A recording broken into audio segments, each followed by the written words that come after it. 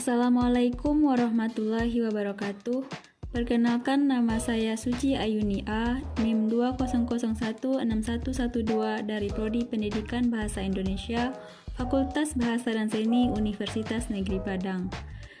Baiklah, pada video kali ini saya akan mempresentasikan rangkuman materi pengantar sosiolinguistik dari pertemuan 1 sampai dengan 15 yang diampu oleh Ibu DRA Ermawati Arif MPD. Materi yang pertama yaitu konsep linguistik dan sosiolinguistik. 1. Hakikat linguistik atau ilmu bahasa. Kata linguistik berasal dari kata Latin lingua yang berarti bahasa. Orang yang ahli dalam ilmu linguistik disebut linguis.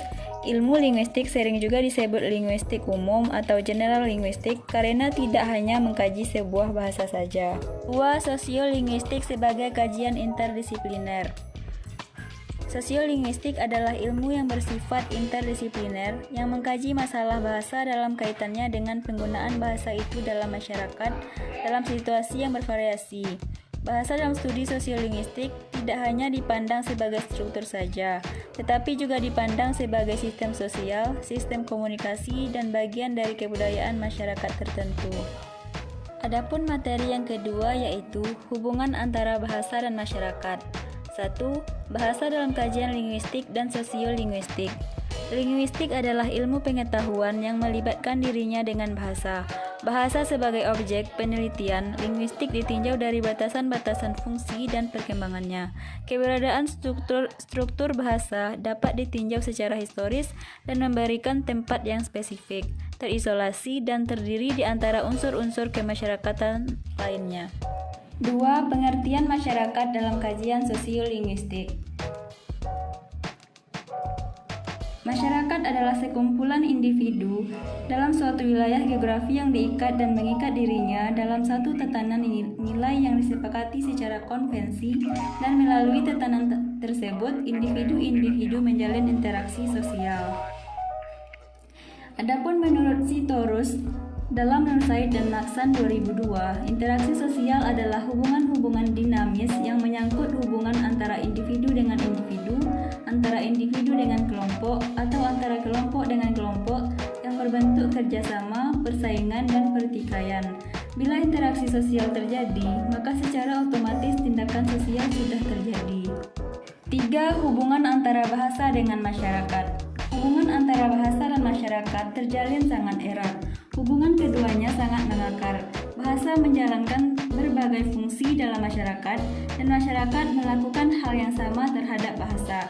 Jika salah satu tidak ada, yang lain akan terpengaruh. 4. Sosiolinguistik dan sosiologi bahasa. Menurut pendapat S2C dan Albert, hubungan timbal balik antara bahasa dan masyarakat dapat ditinjau dari berbagai aspek, yaitu dari aspek sosiolinguistik maupun aspek sosiologi bahasa. Yang pertama termasuk bidang linguistik, sedangkan yang kedua termasuk bidang sosiologi. Materi yang kedua yaitu memahami konsep bahasa dan eklezia. 1. Kontak bahasa. Rumusan dari bahasa terdapat bahwa kontak bahasa dan eklezia terdiri dari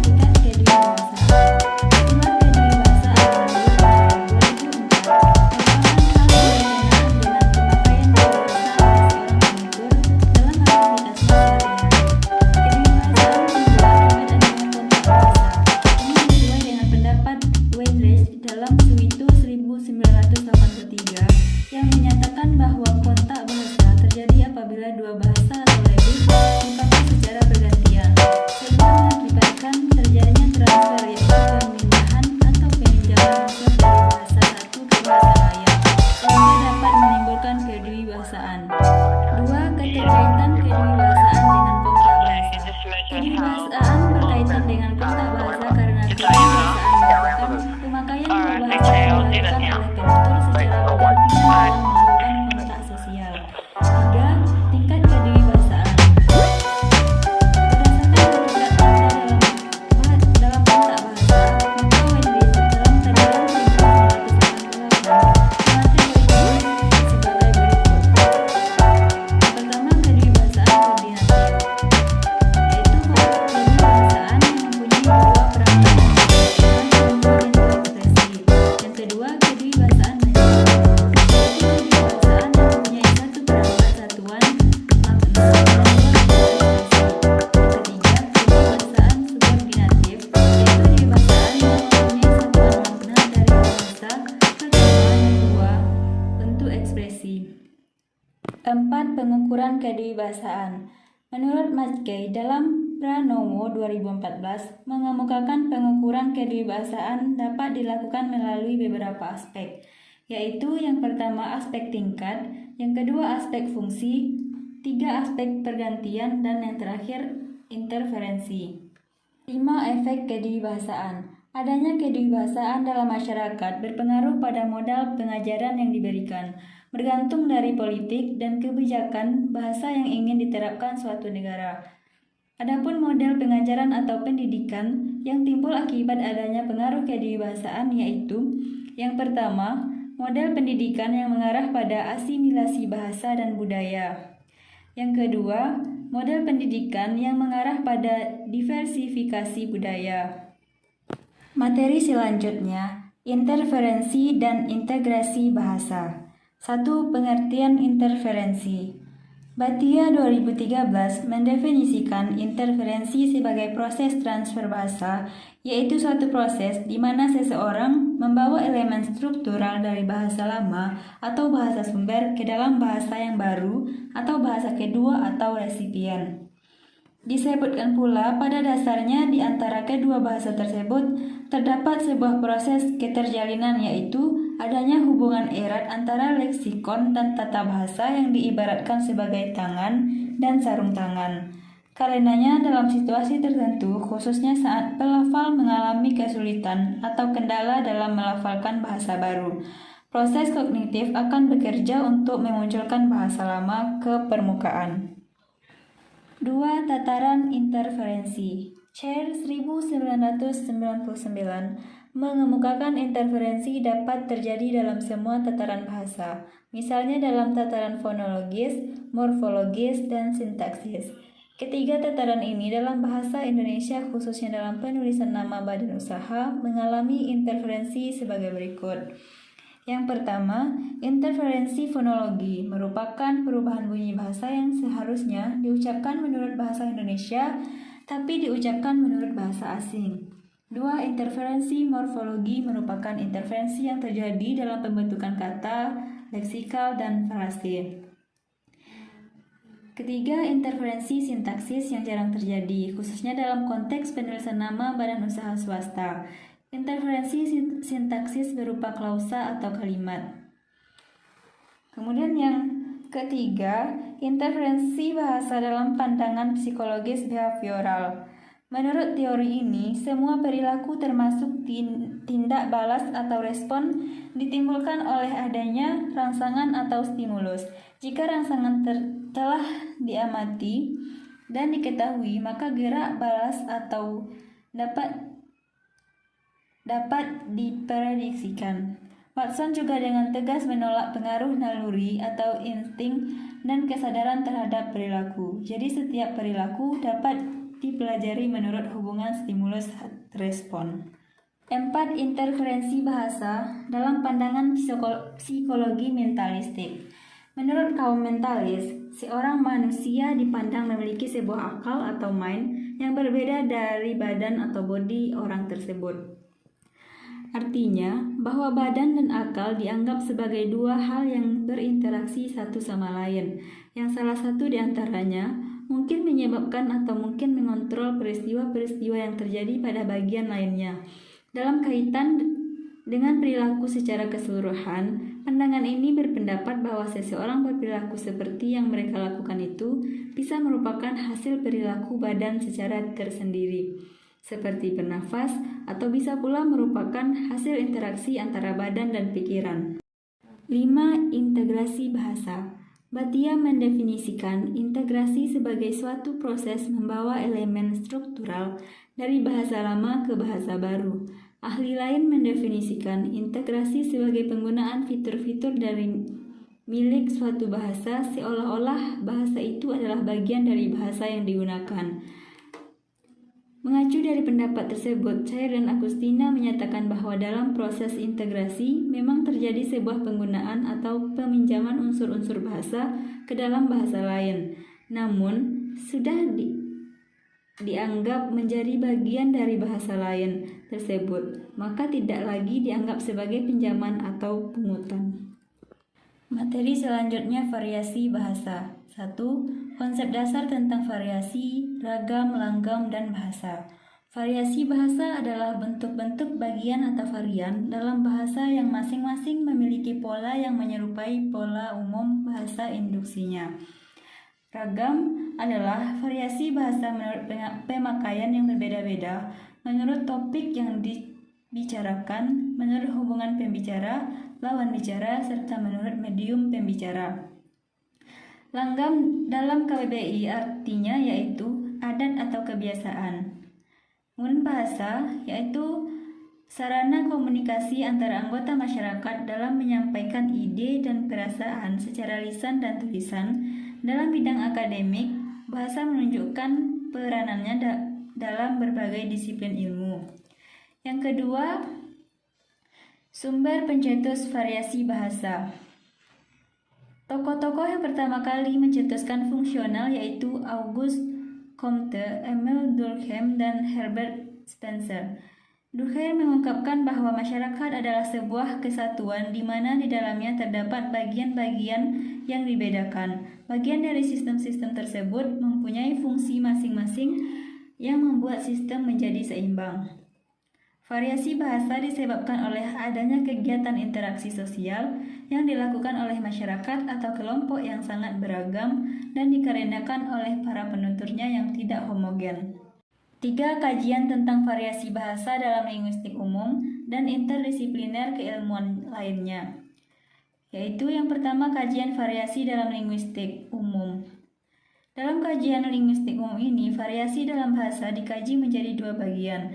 Yang pertama adalah variasi internal atau variasi sistemik, yaitu variasi yang disebabkan oleh faktor-faktor dalam bahasa itu sendiri. Variasi inilah yang lebih lambat berubah dalam jalannya waktu. Yang kedua adalah variasi eksternal atau variasi ekstrasistemik, yaitu variasi yang berhubungan dengan faktor-faktor di luar sistem bahasa itu sendiri. Dalam hal ini, variasi berdasarkan daerah asal penutur, kelompok sosial, situasi berbahasa, dan zaman penggunaan bahasa tersebut ke dalam variasi eksternal. Subjudul yang keempat dari variasi bahasa yaitu pengklasifikasian variasi bahasa. Yang pertama, variasi bahasa dari segi penutur, yang terdiri dari idioleg, dialek, kronoleg, dan sosioleg. Idioleg yaitu variasi bahasa yang bersifat perorangan. Dialek yaitu variasi bahasa dari sekelompok penutur yang jumlahnya relatif. Kronoleg yaitu variasi bahasa yang digunakan oleh sekelompok sosial pada masa tertentu. Sosioleg adalah variasi bahasa yang berkenaan dengan status, golongan, dan kelas sosial masyarakat. 2. Variasi dari segi pemakaian. Variasi bahasa berkenaan dengan penggunaannya, pemakai atau fungsinya disebut fungsioleg, ragam atau register. Variasi ini biasanya dibicarakan berdasarkan bidang penggunaan, gaya atau tingkat keformalan dan sarana penggunaan. 3. Variasi dari segi keformalan, yaitu gaya atau ragam baku. 2. Gaya atau ragam resmi. 3. Gaya atau ragam usaha. 4. Gaya atau ragam santai. Dan terakhir, gaya atau ragam akrab. Kemudian yang keempat, variasi dari segi sarana. Dalam hal ini ada ragam lisan dan ragam tulis, atau juga ragam dalam berbahasa dengan menggunakan sarana atau alat tertentu, yakni dalam bertelepon atau bertelegraf. Materi selanjutnya tentang sikap bahasa, pemilihan, dan pembakuan bahasa. Yang pertama, kita akan membahas tentang sikap bahasa. Sikap bahasa atau language attitude adalah posisi mental atau perasaan terdapat bahasa sendiri atau bahasa orang lain. Sebagaimana halnya dalam sikap, maka sikap bahasa juga merupakan peristiwa kejiwaan sehingga tidak dapat diamati secara langsung. Yang kedua, pemilihan bahasa atau language choice. Pemilihan bahasa merupakan fenomena yang lazim terjadi pada masyarakat multibahasa. Dalam interaksi sosial, pemilihan bahasa merupakan tindakan dalam menggunakan bahasa terpilih pada situasi tertentu. Kemudian yang ketiga, pembakuan bahasa. Pembakuan bahasa adalah proses pemilihan satu ragam bahasa untuk dijadikan bahasa baku atau resmi kenegaraan, serta usaha pembinaan dan pengembangan yang bisa dilakukan terus-menerus. Ciri-ciri bahasa baku menurut Cher yaitu kemantapan yang dinamis, kecendekiaan, dan kerasionalan. Materi yang terakhir yaitu pendayagunaan sosiolinguistik dalam pembelajaran bahasa Indonesia. Yang pertama, pendayagunaan sosiolinguistik dalam metode pembelajaran bahasa Indonesia beraliran behavioristik. Perkembangan metode pengajaran bahasa lazim dikenal sebagai pembelajaran bahasa atau language learning. Salah satu metode pembelajaran bahasa yang dilatar belakangi oleh psikologi behavioral adalah metode audiolingual.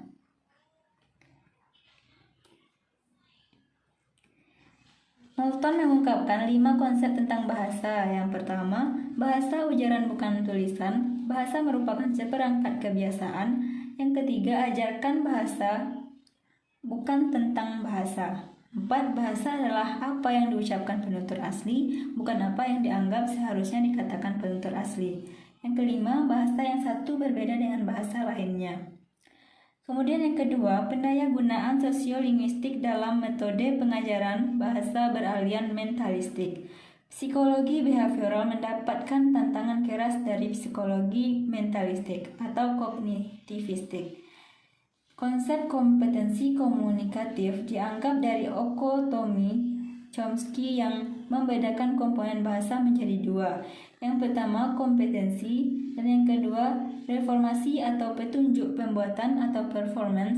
Chomsky membedakan konsep performansi dan kompetensi dalam 2 versi, yaitu versi kalimat kuat dan lemah.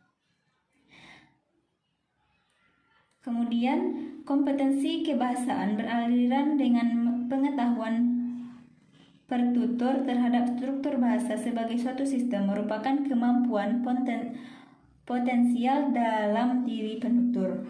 Dalam kalimat tersebut, yang baru dimengerti juga merupakan kalimat baru. Teori bahasa yang aktual yang meyakinkan hakikat bahwa bahasa itu merupakan suatu sistem untuk mengekspresikan makna. Jadi yang perlu ditonjolkan dalam pendekatan komunikatif adalah interaksi dan komunikasi bahasa, bukan pengetahuan tentang bahasa. Teori belajar aktual dalam pembelajaran yang berdasarkan pendekatan komunikatif, tujuan yang lebih mencerminkan pembelajaran bahasa pengembangan.